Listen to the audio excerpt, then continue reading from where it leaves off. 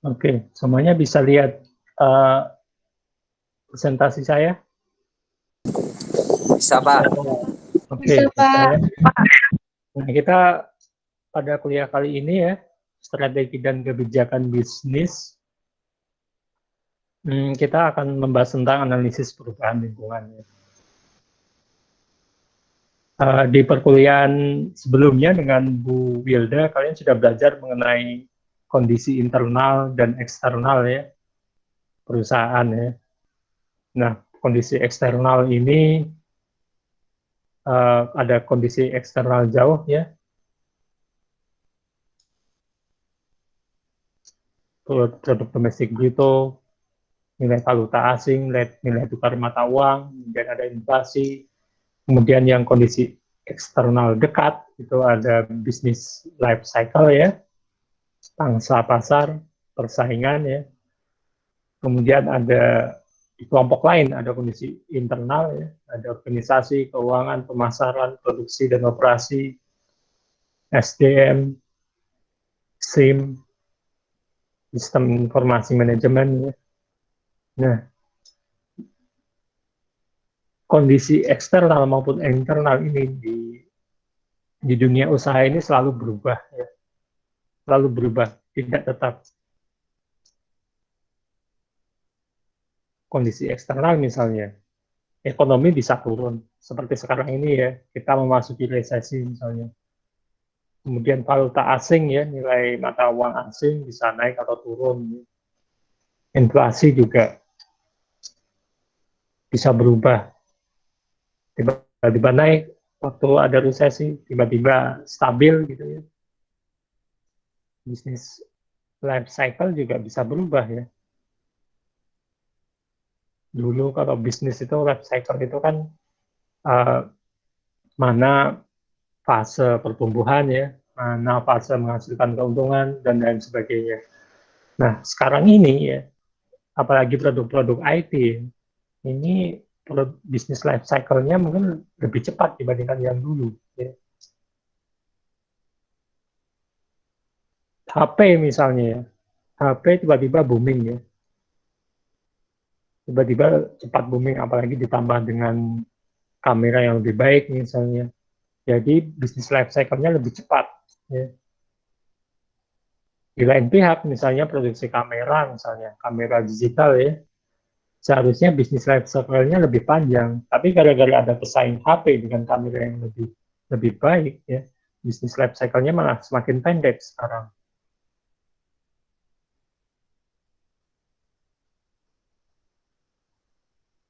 Nah, kemudian kondisi internal juga melalui banyak terjadi perubahan ya, untuk menyesuaikan dengan misalnya tujuan organisasi atau tujuan perusahaan. Organisasi bisa berubah, kondisi keuangan bisa berubah, pemasaran misalnya. Sekarang ini pemasarannya tidak hanya konvensional, tapi melalui online misalnya. Produksi dan operasi bisa berubah. Kalau dulu produksi harus di suatu tempat, ya, di suatu tempat semua langkah tahapan produksi di suatu lokasi. Sekarang produksi sudah bisa dilakukan di mana saja, ya, tidak harus semua proses produksi ada di dalam satu area, tapi bisa di area yang lain, ya. Karena infrastruktur dan teknologi makin maju, jadi produksi bahan, misalnya produksi misalnya mobil misalnya ya, mesin mungkin diproduksi di Cina misalnya. Kemudian bodinya mungkin dikerjakan di Indonesia misalnya. Kemudian teknologi chip-chipnya, elektroniknya misalnya diproduksi di Jepang misalnya. Itu bisa berubah sekarang saat ini. Bahkan sekarang orang gali apa ya, bikin bangunan pun seorang ahli ya, ahli misalnya sopir ekskavator misalnya ya, atau sopir traktor, tidak harus datang ke lokasi pembangunan gedung ya, dia bisa bekerja di dalam rumah menggunakan remote control ya, jadi mesin-mesin sudah bisa dijalankan secara online ya. Bahkan sekarang ini orang ingin bikin jalan ya, menggunakan ekskavator atau menggunakan traktor, jalannya di Jerman, tapi operatornya yang mengendalikan alat-alatnya mungkin ada di Afrika sana gitu. Dan itu sudah dilakukan. Jadi Jerman sendiri punya keuntungan, dia tidak perlu mendatangkan uh, ahli operator ya, operator traktor ke Jerman yang tentu saja ongkosnya akan lebih mahal. Cukup disubkontrakan ke perusahaan di Afrika sana yang punya punya koneksi internet yang bagus ya. Jadi cuma operatornya cuma bekerja di depan komputer saja sambil seperti kayak main game gitu.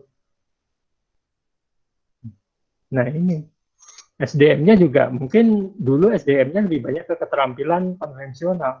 Sekarang dituntut SDM-nya juga menguasai teknologi, ya, menguasai teknologi informasi, bisa bekerja secara online misalnya. Seperti saat ini ya, dulu dosen itu cukup pintar ngajar saja ya, bisa ngajar, bisa penelitian. Sekarang dituntut tidak hanya bisa ngajar, tapi harus menguasai teknologi karena sekarang kuliah dilakukan secara online misalnya.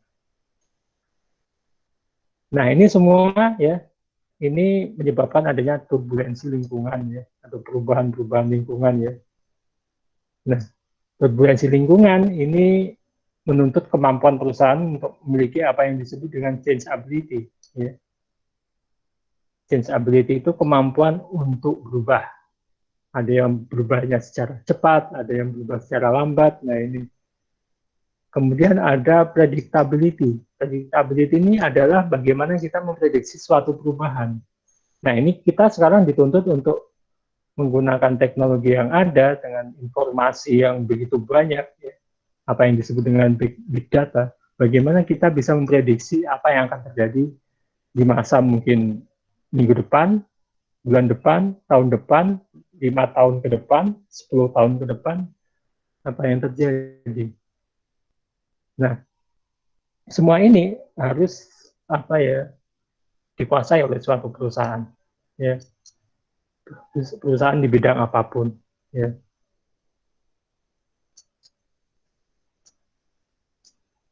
Ada yang eh, kadang-kadang sampai perubahannya itu tidak masuk akal. Mungkin kalian mendengar apa yang terjadi dengan Thai Airways ya. Thai Airways itu adalah perusahaan penerbangan. Tapi akibat pandemi ini terpaksa mereka berubah membuka restoran, membuka warung-warung makan ya dan membuka warung-warung kaki lima untuk bertahan hidup. Ya, itu kan jauh sekali ya, jauh sekali dari perusahaan penerbangan langsung ke, ke industri kuliner gitu ya. Tapi ya itulah uniknya, terpaksa kita berubah. Yang kita lihat di Banjarbaru misalnya, Pizza Hut ya. Pizza Hut dulu menjual di restoran ya. Tapi sekarang akibat pandemi mereka juga melakukan strategi yang berbeda, berjualan langsung di jalan-jalan, di pinggir-pinggir jalan kan. Kalau kita lihat. Nah, turbulensi lingkungan ini akan membentuk apa yang disebut dengan rekayasa ulang atau re-engineering ya. Nah, rekayasa ulang ini uh, ada beberapa hal yang diperhatikan. Yang pertama, tujuan perusahaannya bagaimana, unsur-unsur pokoknya, ya, kemudian model perubahannya, dan bagaimana perubahannya, bagaimana pedoman untuk melakukan rekayasa ulang.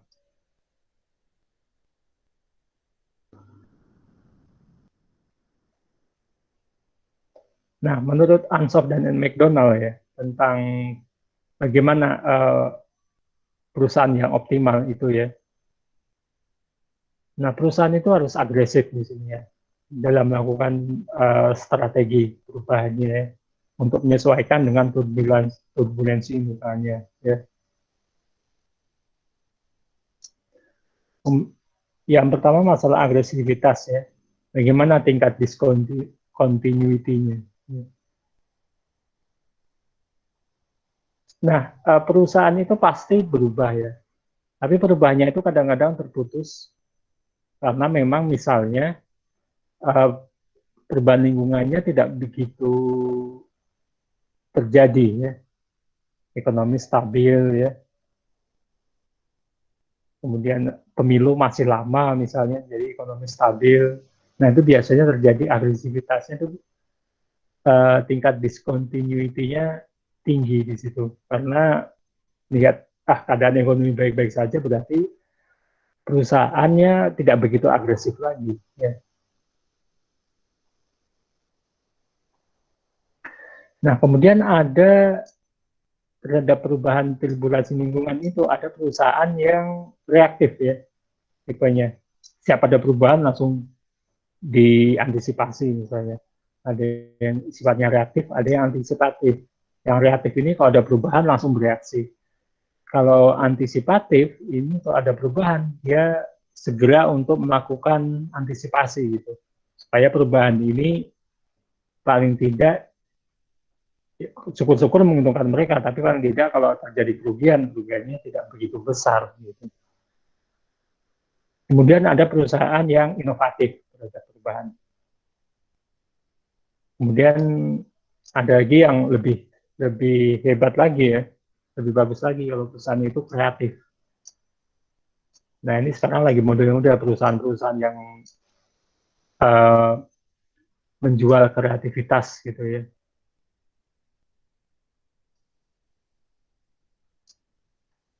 Nah turbulensi lingkungan ini ada yang changeability ya, kemudian ada predictability ya. Changeability ini perubahan itu sifatnya kompleks ya. Perubahan satu faktor akan mempengaruhi perubahan yang lain. Nah, bagaimana kemampuan perusahaan untuk mengantisipasi perubahan itu, untuk mau berubah ya. Tapi juga itu juga ditentukan oleh predictability-nya ya.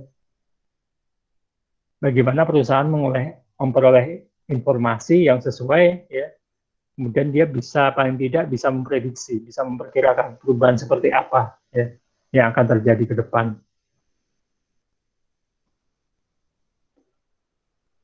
Nah, perusahaan ini ada beberapa level ya dalam menanggapi suatu perusahaan ya. Dilihat dari agresivitasnya. Ya. Agresif dia tidak dia dalam melihat ada suatu perubahannya. Yang pertama level pertama ini kustodial ya. Ini kustodial ini biasanya untuk perusahaan-perusahaan yang tradisional ya. Tradisional ini maksudnya dia tuh perusahaan yang memang sudah memiliki nama, yang dia mengolah dia sudah memiliki tradisi yang kuat di situ. Biasanya misalnya usaha kuliner misalnya ya, yang dia memiliki resep tradisi yang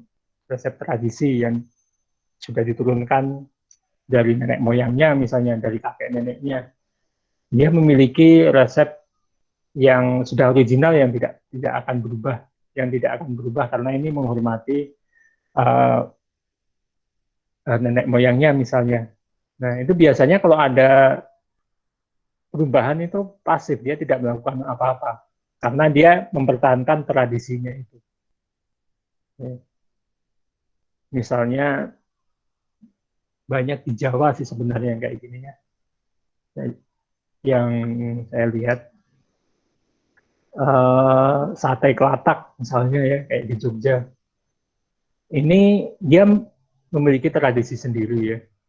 Meskipun laku banget, mereka tidak memperbesar warungnya misalnya ya, atau tidak membuka cabang ya.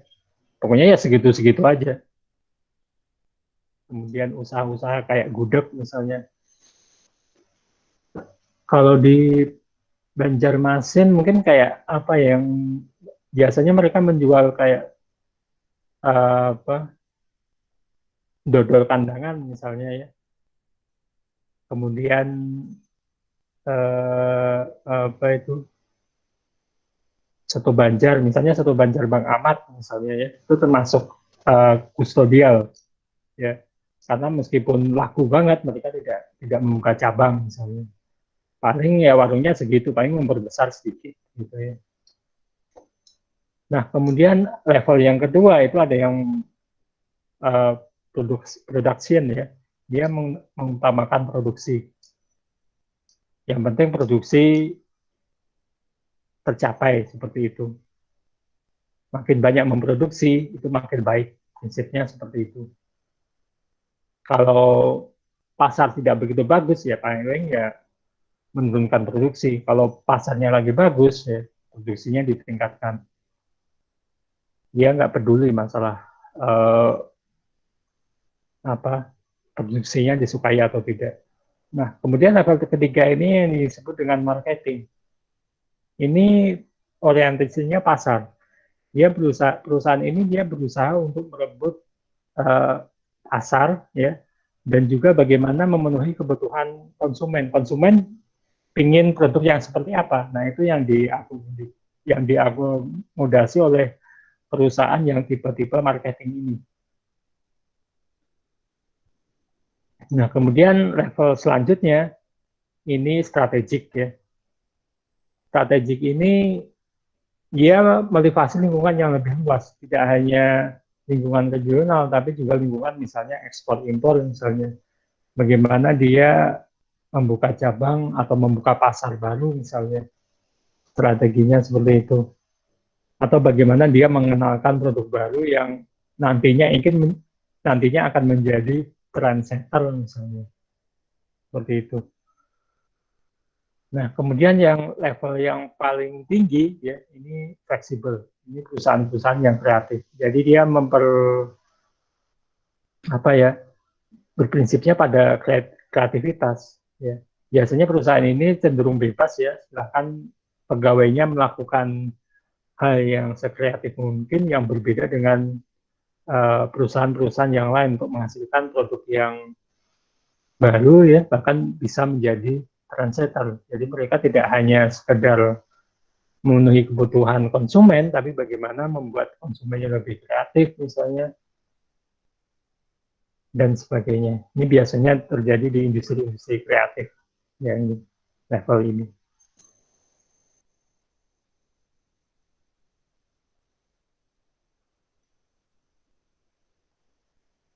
Nah, kemudian prinsip yang ketiga adalah kemudian kemampuan perusahaan harus saling mendukung satu dengan yang lainnya.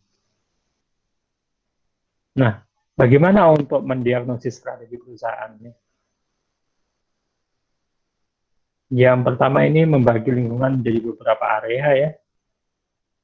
Misalnya ada area produksi, area pemasaran, atau mungkin juga tidak hanya berdasarkan fungsi, tapi berdasarkan kelompok kerja misalnya, ya.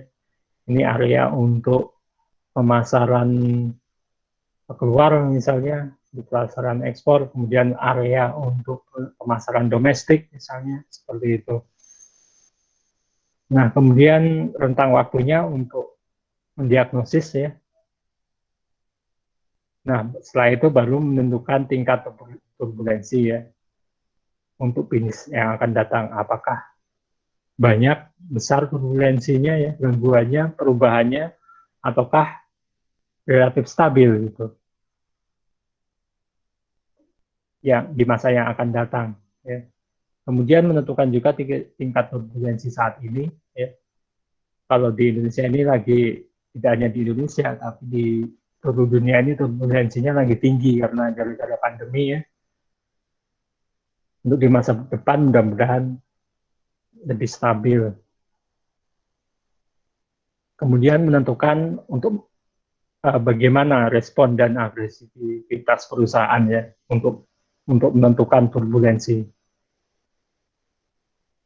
Apakah agresif atau wait and see misalnya, lihat dulu gimana, ataukah diam saja, pokoknya asal jalan lah perusahaan.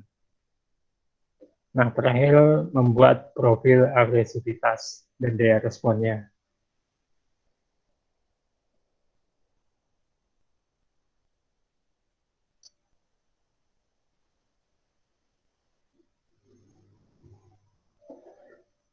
Nah, untuk menganalisis turbulensi lingkungan, ya, ini ada beberapa variabel yang perlu diperhatikan, ya. Yang pertama perubahan atau changeability, ya.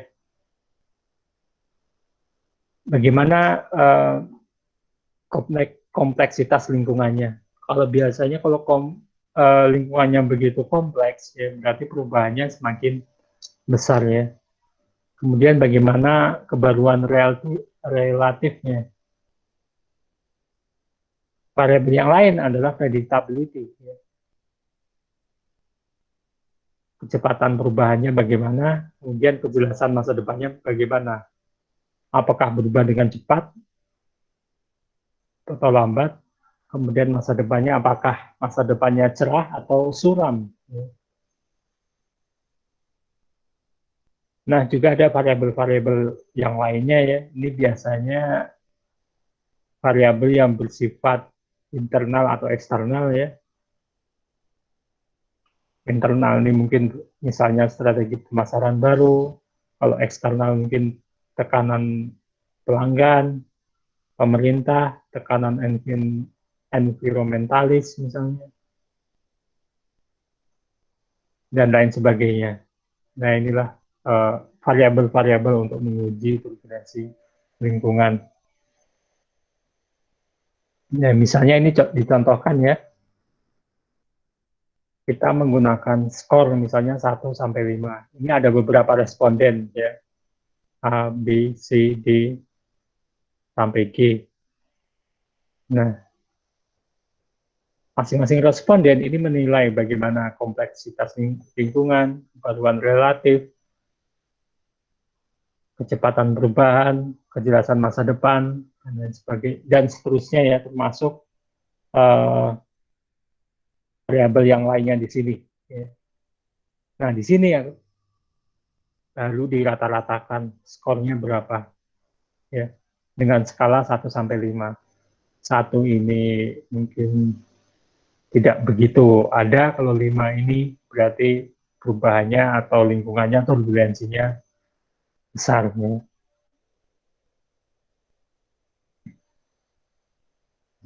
Nah, bagaimana analisis perubahan lingkungan? Skor bagaimana yang bagus ya? Nah, kalau skornya 1 itu berarti lingkungannya itu monoton, ya berulang-ulang. Jadi tidak mungkin tidak ada perubahan. Ya. Kalau ada perubahan pun semakin tidak begitu berpengaruh. Jadi lingkungannya yang monoton.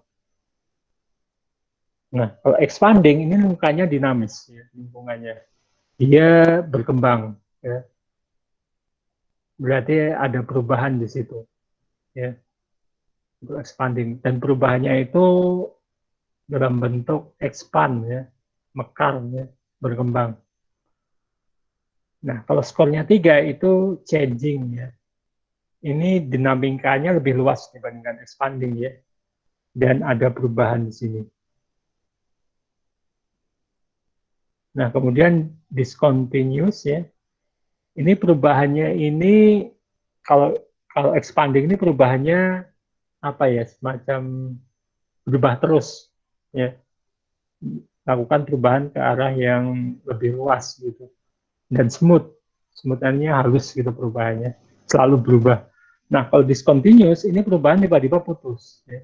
Berubah terus stagnan, tiba-tiba putus, kemudian berubah lagi, dan itu tidak stabil perubahannya, jadi lebih lebih susah diprediksi. Kalau expanding sama changing, perubahannya kita bisa prediksi ya.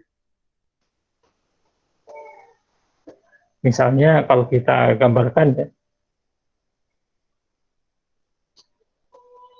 misalnya ini dalam bentuk grafik ya, ini waktu, ini perubahan. Ya. Nah, kalau expanding atau changing, kalau expanding mungkin dia agak perubahannya seperti ini ya, naik terus, seperti garis lurus. Kalau changing, dia perubahannya itu makin meluas, mungkin makin membentuk semacam kurva seperti ini. Nah, kalau discontinuous, dia perubahan tiba-tiba terhenti gitu. Terus berlanjut lagi, misalnya berlanjut dari sini misalnya. Putus lagi, berubah seperti ini. Kalau surprising, perubahannya ini membentuk suatu kejutan-kejutan. Ya. Ini perubahannya mungkin tiba-tiba naik, tiba-tiba turun, tidak teratur. Ya.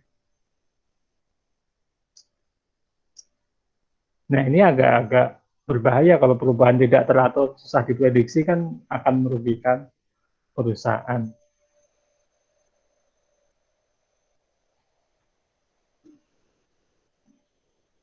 Nah itu tadi analisis turbulence lingkungan.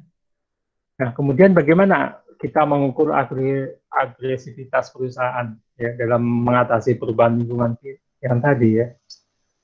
Nah, ini ada beberapa variabel ya. Variabel yang umum itu tingkat ketidakteraturan pemasaran ya dan produk baru dan ketepatan waktu memperkenalkan produk baru di pasar. Ini variabel umum. Tentu saja di bawahnya masih ada variabel-variabel yang lain. Ini tergantung dari perusahaannya ini ya.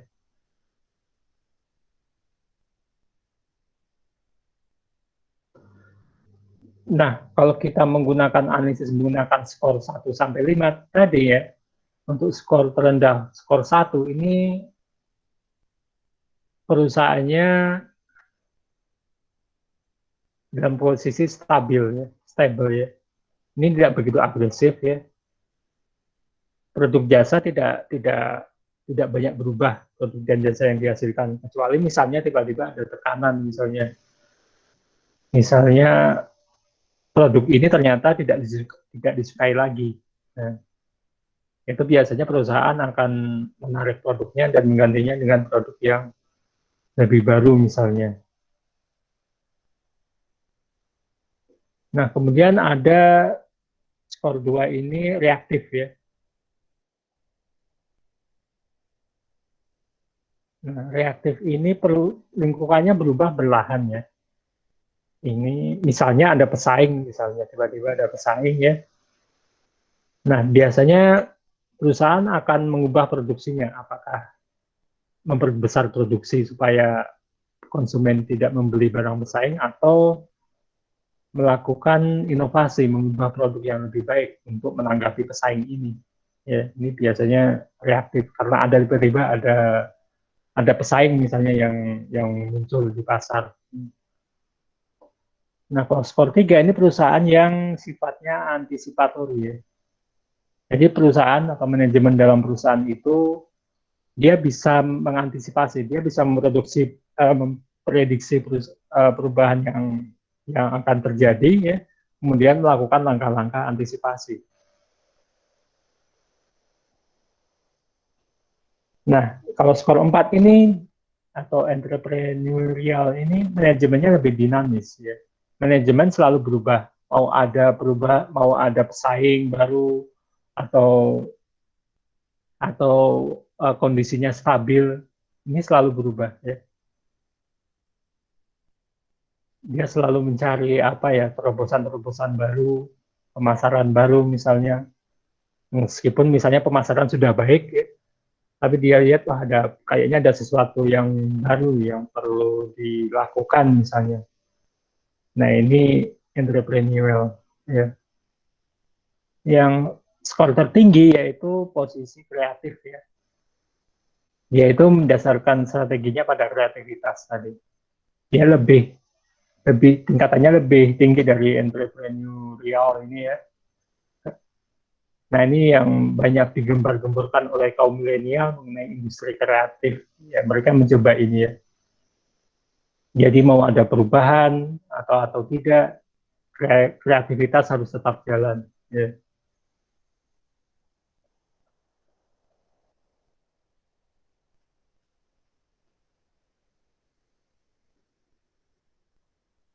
Nah, langkah ketiga yaitu analisis profil kemampuan respon perusahaan ya.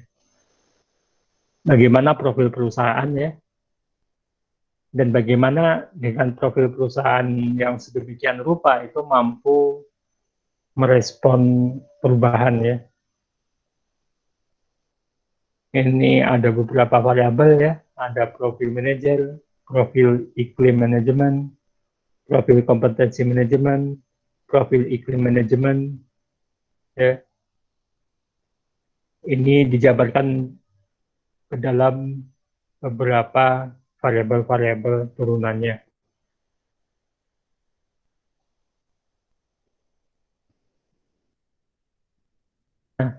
skor respon manajemennya ini ada beberapa tingkatan atau skor. Kalau skor 1 ini kustodial ya, ini seperti yang profil perusahaan tadi ya. Kalau manajemen kustodial ini dia menjaga tradisi dan selalu melihat contoh di masa lalu. Jadi kalau ada masalah misalnya dia akan lihat bagaimana pendahulu-pendahulu perusahaan mereka itu mengatasi masalah. Ya. Nah ini terjadi untuk perusahaan atau manajemen yang memiliki tradisi yang kuat ya, dan dia menjaga tradisinya itu. Jadi tujuan perusahaan tidak hanya untuk mencari keuntungan, tapi untuk menjaga tradisi. Ya. Misalnya dalam pengolahan makanan misalnya itu. Atau kalau di luar negeri itu perusahaan coklat di Swiss banyak yang masih menggunakan teknologi-teknologi tradisional ya. Kemudian skor 2 ini production ya. Ya manajemen masih berorientasi produksi ya. Bagaimana produksi bisa berjalan, efisiensi meningkat ya, dan pada gilirannya akan memberikan keuntungan yang sebesar-besarnya. Ya. Dan mereka berusaha untuk beradaptasi dengan memainkan produksi dan efisiensi ini. Nah, manajemen tipe skor yang ketiga itu manajemen tipe marketing ya. Dia berorientasi pasar ya dan berupaya melakukan perubahan-perubahan yang sifatnya familiar. Maksudnya perubahan-perubahan yang apa yang sudah dikenal gitu ya, yang umum terjadi. Ya, bisa misalnya pemasaran bisa mengganti kemasan produk misalnya, kemudian berubah jadi memasarkan produknya tidak hanya konvensional tapi berubah ke online misalnya dengan memanfaatkan platform-platform semacam Tokopedia atau Bukalapak misalnya. Nah, skor 4 ini manajemen yang tipenya strategik ya. Ini manajemen ini karena dia tahu bahwa lingkungannya itu tidak selebar daun kelor. Artinya kalau perusahaan ini hanya memasarkan di sekitarnya, tapi dia tahu bahwa perusahaan ini juga bisa memasarkan, bisa berekspansi ke negara lain misalnya. Dan dia selalu berusaha untuk mencari perubahan baru. Ya. Nah, kemudian skor terakhir yang paling tinggi itu sifatnya yang fleksibel gitu ya. Ini dia menciptakan lingkungan yang bagaimana supaya perusahaan ini, manajemen ini, perusahaan ini menjadi perusahaan yang pegawainya itu kreatif ya, dan mampu menciptakan produk-produk baru yang orisinal. Ya. Misalnya contoh yang paling mudah itu Google misalnya ya, perusahaan Google. Manajemen berusaha agar pegawainya itu menciptakan produk-produk kreatif yang inovatif gitu, dipicu. Jadi mulai dari memberikan penghargaan sekaligus menciptakan lingkungan yang memicu kreativitas, termasuk penataan ruang kerja misalnya. Jadi ruang kerjanya itu tidak monoton, tapi lebih seperti taman hiburan misalnya seperti itu. Nah ini sudah masuk dalam skor yang paling tinggi, fleksibel. Gitu.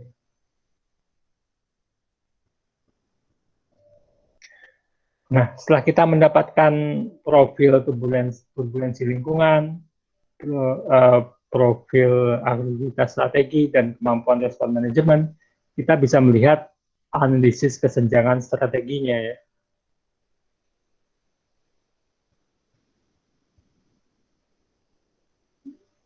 Nah, dari skor TL ini kita bisa mendapatkan skor kesenjangan agresivitas strategis ya. Ini pengurangan dari skor AS-nya sendiri ya dibagi dengan skor turbulasi lingkungannya. Nah, kesenjangan respon manajemen ya ini bisa didapatkan dari skor respon manajemennya dikurangi dengan skor turbulasi lingkungannya. Sehingga kita mendapatkan rata-rata untuk 2 dan 3, ya, poin 2 dan 3, ini sebesar X. Ya. Nah, X ini kita sebut dengan kesenjangan strategi di sini, X. Nah, untuk kesenjangan itu memang idealnya itu kurang dari 1 ya, kesenjangan. Ya. Tapi memang untuk perusahaan di dunia ini ya secara umum ya itu kesenjangannya itu bisa lah kurang 1 itu masih dianggap normal. Tapi semakin sedikit kesenjangannya itu semakin bagus. Ya. Artinya di sini bahwa semakin tinggi turbulensi lingkungannya itu perusahaan dituntut untuk semakin agresif. Ya. Dan respon manajemennya dituntut untuk semakin tinggi responnya. Ini yang terjadi. Kalau turbulensi lingkungannya kecil, ya oke lah, tidak begitu agresif ya. Respon manajemen juga tidak begitu reaktif misalnya. Itu kalau turbulensi lingkungannya skornya rendah. Tapi kalau skornya tinggi, itu harus dibarengi dengan dengan perusahaan yang agresif dan manajemennya itu merespon dengan cepat.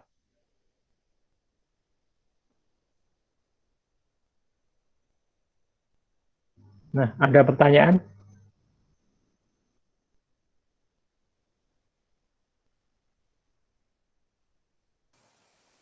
Dari saya tidak ada, Pak. Oke, kalau tidak ada atau masih bingung, silakan untuk baca-baca lagi ya. Nah, kita lanjutkan ya tentang re-engineering atau rekayasa ulang.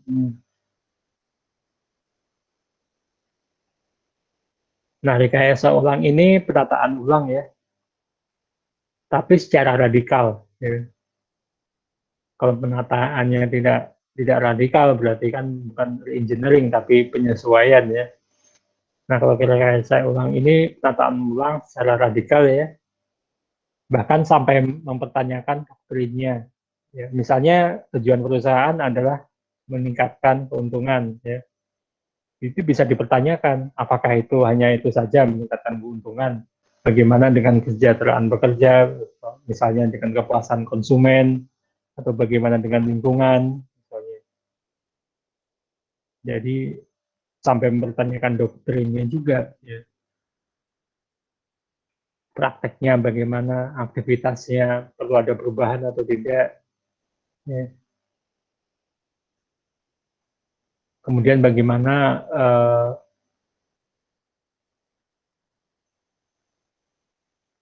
aktivitas sekarang ini ya, apakah fokusnya hanya keuntungan semata atau ada hal lain yang merupakan nilai-nilai perusahaan itu ya. Tujuannya untuk apa sih re-engineering ya? Tujuannya itu bagaimana mengoptimalkan posisi persaingan di posisi yang lebih bagus ya. Kemudian menyebarkan nilai-nilai perusahaan ya. Dan sehingga melalui nilai perusahaan ini ada kontribusinya ke masyarakat ya. Jadi tidak hanya misalnya mengejar keuntungan saja, tapi bagaimana misalnya berkontribusi dalam pengembangan SDM misalnya perusahaan kreatif ya, bagaimana supaya tidak hanya bagaimana supaya perusahaan ini menciptakan produk-produk yang inovatif dan kreatif, karyawannya kreatif, tapi bagaimana juga menyebarkan spirit atau semangat kreativitasnya itu kepada masyarakat yang lain gitu, misalnya kepada pelajar misalnya ya atau kepada masyarakat umum. Nah, ini yang sudah dilalui oleh misalnya perusahaan-perusahaan Jepang ya. Kalau dulu perusahaan Eropa dan kemudian diikuti oleh perusahaan Eropa ya. Kalau dulu sifatnya mencari keuntungan, sekarang mulai uh, mencari nilai yang lain, tidak hanya menciptakan keuntungan karena tapi juga nilai-nilai yang lain misalnya semangat, kemanusiaan misalnya. Kemudian ada green company misalnya ya, perusahaan yang ramah lingkungan seperti itu. Karena mereka menyadari bahwa dengan mempromosikan nilai-nilai perusahaan yang sesuai, yang tepat, maka keuntungannya itu akan mengikuti. Ya. Perusahaan akan memperoleh keuntungan yang lebih kontinu. Ya.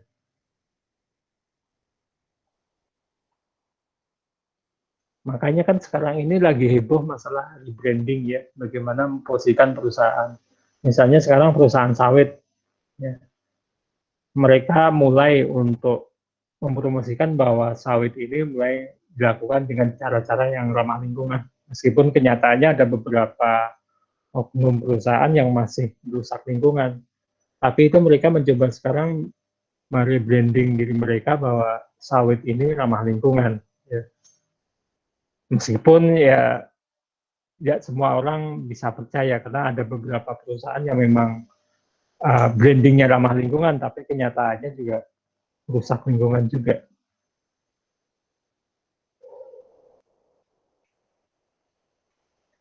Nah, tujuan rekayasa ulang ini ya, yang pertama itu meningkatkan produktivitas ya, mengoptimalkan nilai bagi para pemegang saham ya. Nilai ini bisa dalam bentuk harta atau uang atau dalam bentuk misalnya apa ya, imaterial ya. Contohnya misalnya Apple ya, produk Apple ya. Kalau kita dengar produk Apple pasti timbul pikiran yang wah ini produknya mahal gitu ya, eksklusif, biasanya hanya dimiliki oleh para sultan gitu ya. Sultan maksudnya orang kaya orang-orang kaya ya, yang nah ini produk Apple sendiri itu merupakan salah satu uh, apa ya, hasil dari rekayasa ulangnya. Ya memang ada pro dan kontra karena re-engineering. Karena memang pada dasarnya Apple ini dulunya dibentuk untuk apa ya, menciptakan komputer yang murah, yang mudah digunakan ya, sehingga semua orang bisa memiliki dan bisa menjangkaunya. Tapi karena ada rekayasa ulang ini, sekarang Apple menjadi produk yang eksklusif ya, yang memiliki image mahal ya, dan hanya orang-orang tertentu saja. Jadi orang-orang tertentu yang memiliki ini, yang membeli produk ini biasanya bisa apa ya, merasa dirinya eksklusif gitu ya, merasa dirinya hebat seperti itu. Kemudian tujuannya pencapaian hasil yang luar biasa ya, mengkonsolidasikan fungsi-fungsi dan pengurangan kegiatan-kegiatan yang tidak perlu, yang cenderung malah membuat produksi tidak efisien.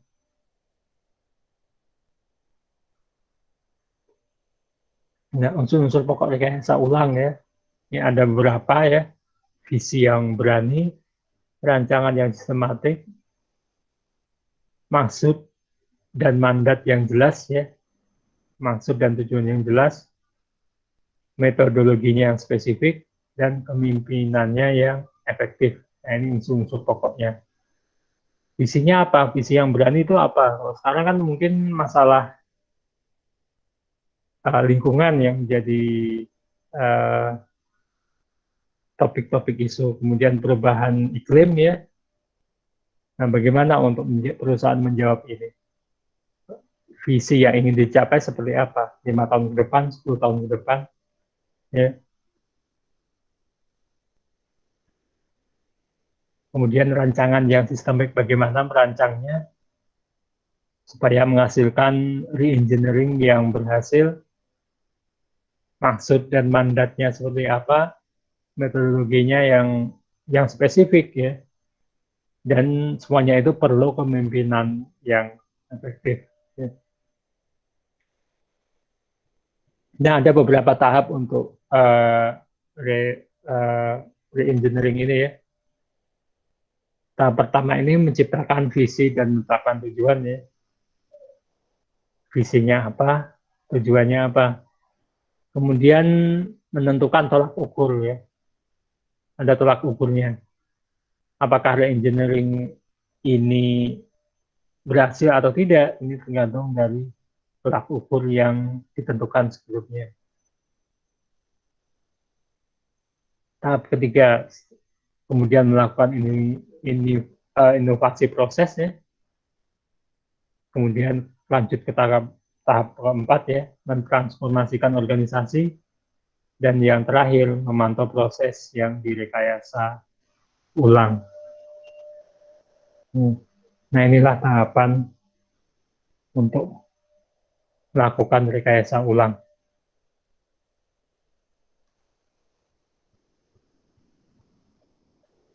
Terakhir, ada pedoman untuk sukses dalam melakukan rekayasa ulang ini.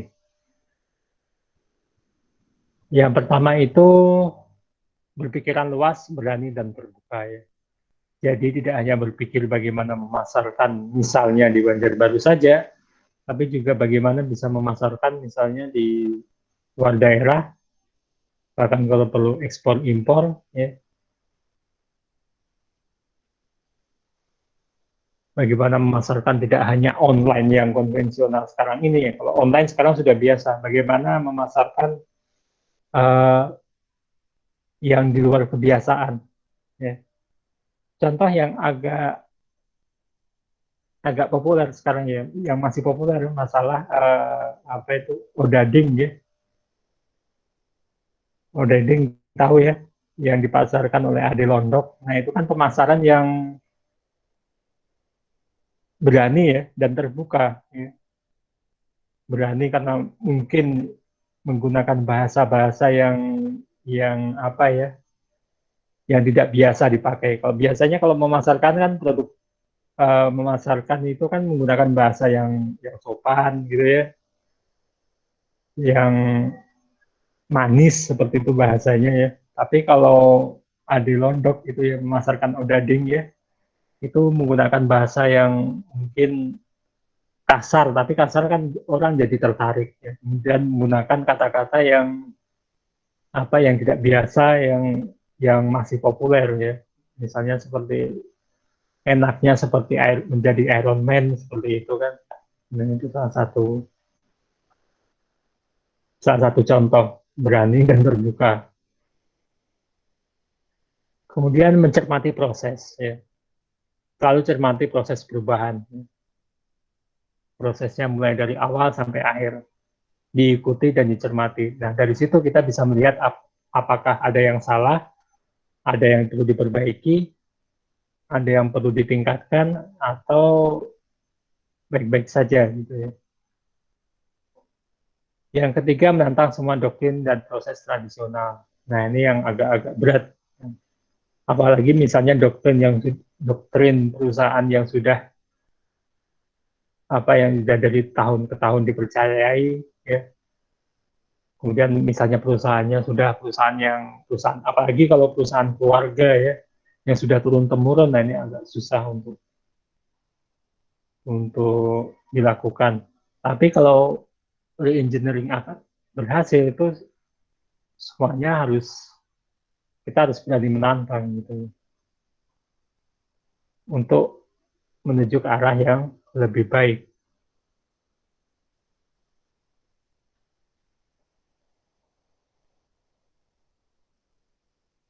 Kemudian menetapkan hasil yang diinginkan. Hasilnya seperti apa sih? Ya. Kemudian menghubungkan berbagai aktivitas dalam proses. Ya. Jadi dalam suatu proses kita tidak bekerja sendiri, tapi bekerja dalam suatu tim, ya. Dan tim yang lain ini bisa memberikan masukannya.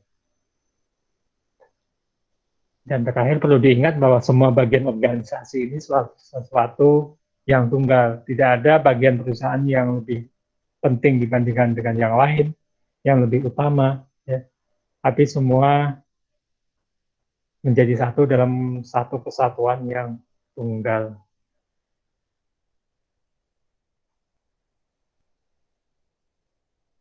Nah, kemudian berdayakan karyawan untuk membuat keputusan tentang pelanggan ya.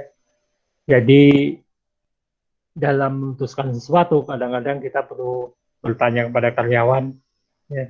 Apalagi yang berkaitan dengan pelanggan, karena biasanya karyawan ini bersentuhan langsung dengan pelanggan, ya, dalam kehidupan sehari-hari. Karena karyawan ini misalnya tinggal di suatu pemukiman dan mereka bercengkrama dengan orang lain, ya, dengan tetangga yang juga merupakan pelanggan dari produk yang dihasilkan. Perhatikan pada nilai dari setiap prosesnya, kemudian tentukan teknologi sesuai kebutuhannya, jangan terlalu canggih, ya, karena mungkin bisa jadi sia-sia, dan jangan pula terlalu pelit dalam upgrade, karena teknologi yang lama itu malah akan membuat proses apapun itu, proses produksi atau apapun itu menjadi lebih lambat. Kemudian fokus pada masalah utama, ya, ciptakan tim lintas fungsi, ya, maksudnya di sini tim yang bisa untuk mengkoordinasikan semua bagian, ya. Kan biasanya pegawai ini hanya fokus pada bagian tertentu. Nah, tim lintas fungsi ini mengkoordinasikan fungsi-fungsi atau bagian-bagian dalam satu perusahaan. Dan terakhir, realistis terhadap kemampuan yang ada. Artinya, reengineering ini memang perlu, tapi juga harus realistis. Kalau memang tidak mampu, mungkin perlu disiapkan lebih dulu, ya.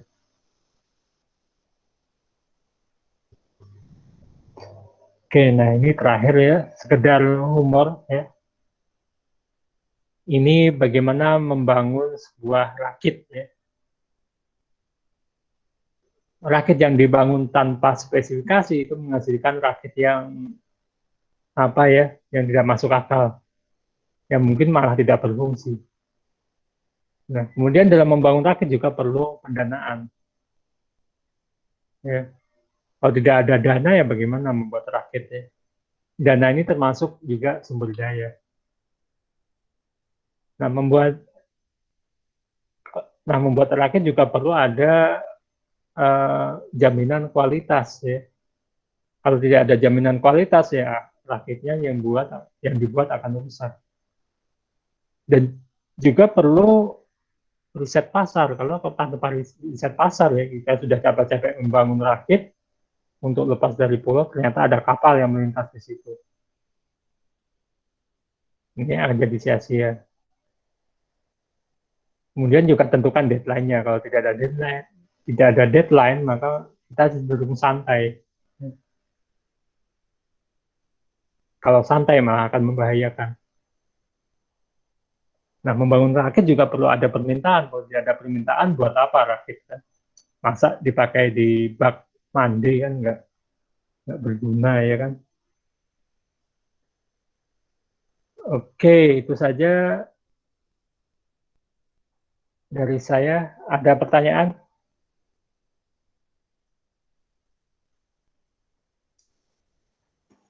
Iya, kalau dari saya pribadi nggak ada. Kalau dari teman-teman ada yang ingin bertanya? Ya, silakan. Izin masuk, Pak, mau Ya. tanya.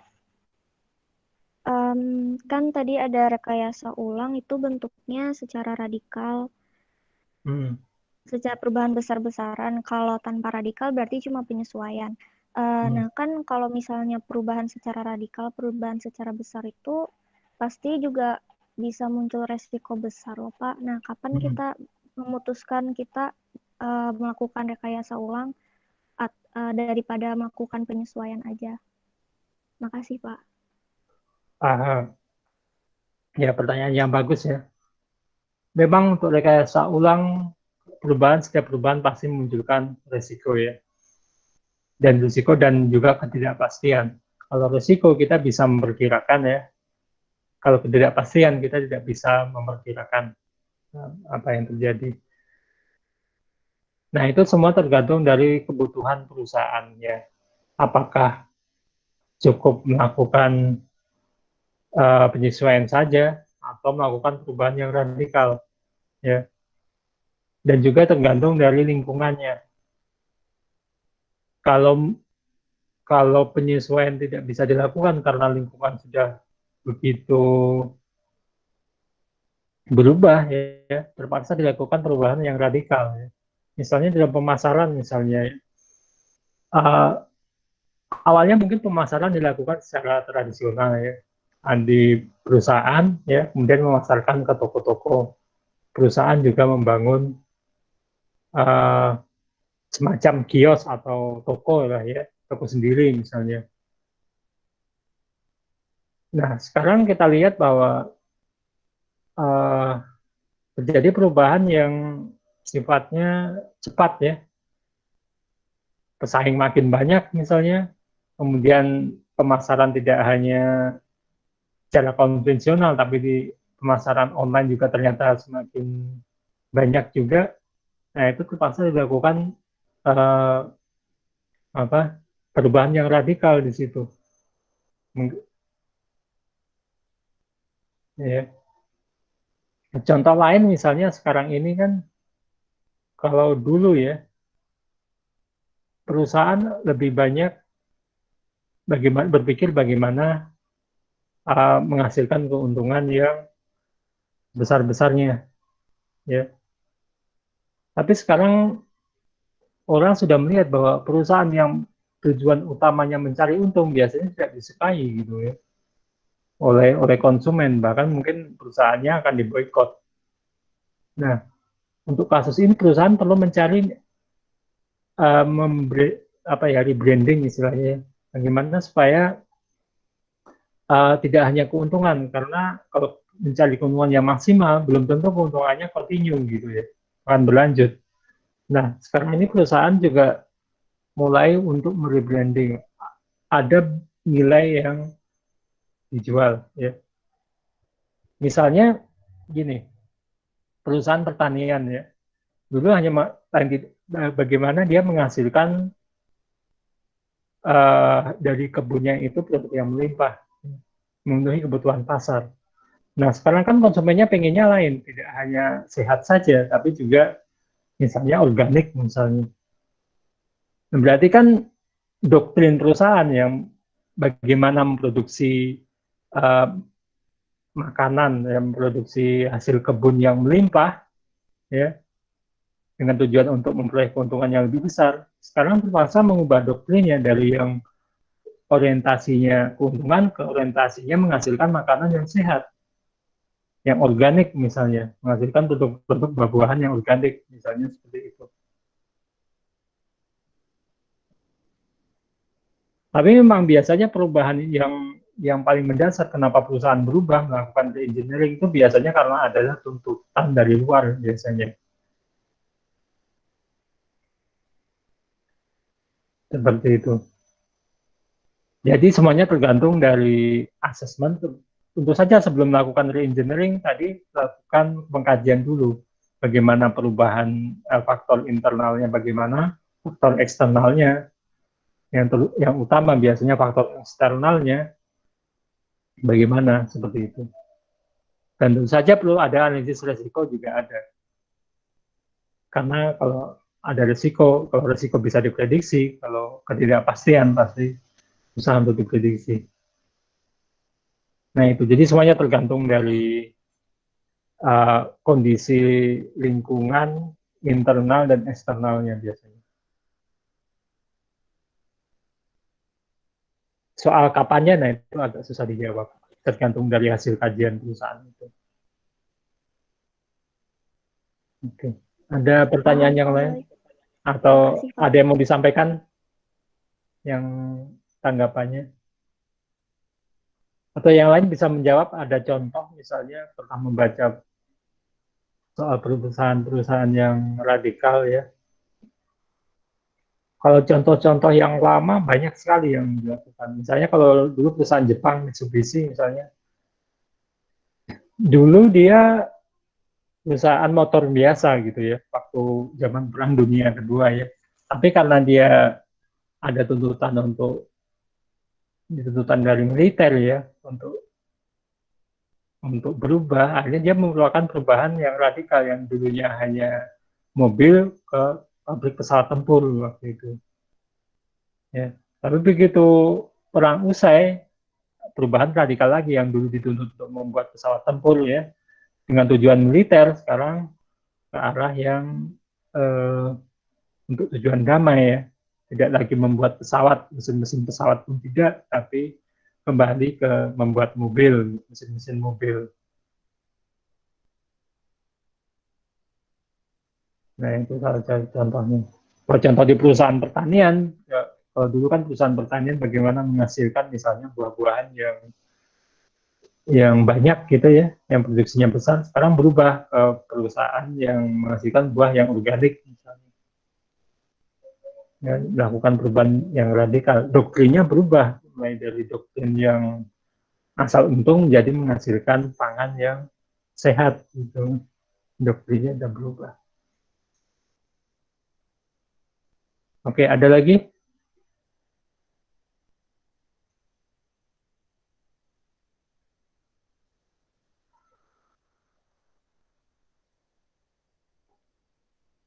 Oke, kalau tidak ada, saya akhiri kuliah ini ya dengan mengucapkan alhamdulillah. Alhamdulillah.